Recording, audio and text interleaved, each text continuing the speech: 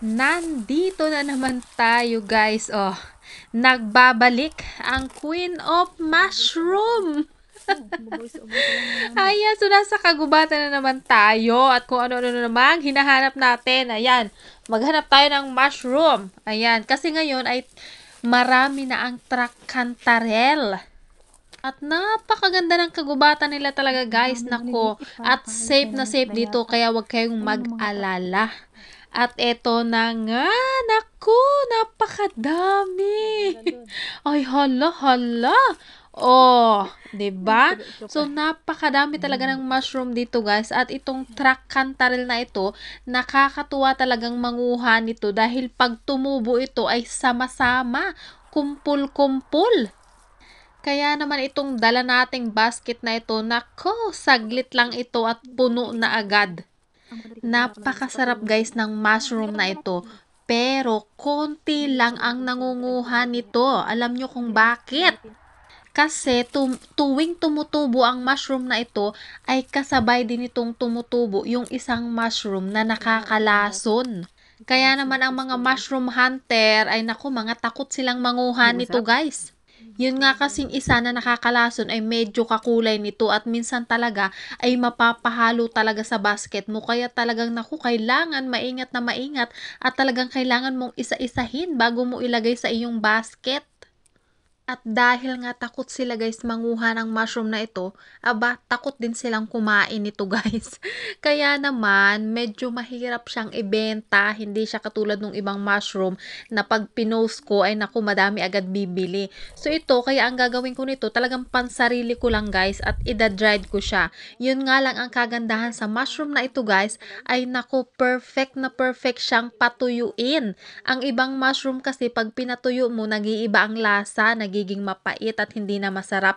Ito naman, pag pinatuyo mo, hindi nawawala ang lasa niya guys, ganun pa rin. So, pag pinatuyo mo siya, tapos lulutuin mo siya, ibababad mo lang sa tubig, bago mo siya iprito para lumambot siya ulit. Kaya nga naisipan kong manguha ngayon guys kasi nga meron akong balikbayan box. So isisilid ko to sa aking balikbayan box pa Pinas para naman ang mga kapatid ko ay matikman din ang mushroom na galing sa Norway.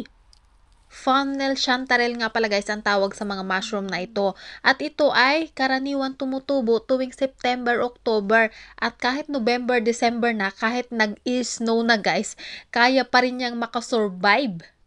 At sa sobrang dami guys, naku kahit saan kami lumingon talaga, napakadami at kumpul-kumpul sila. So pag pala sobrang dami din ng mushroom sa paligid, parang nakakasawa din.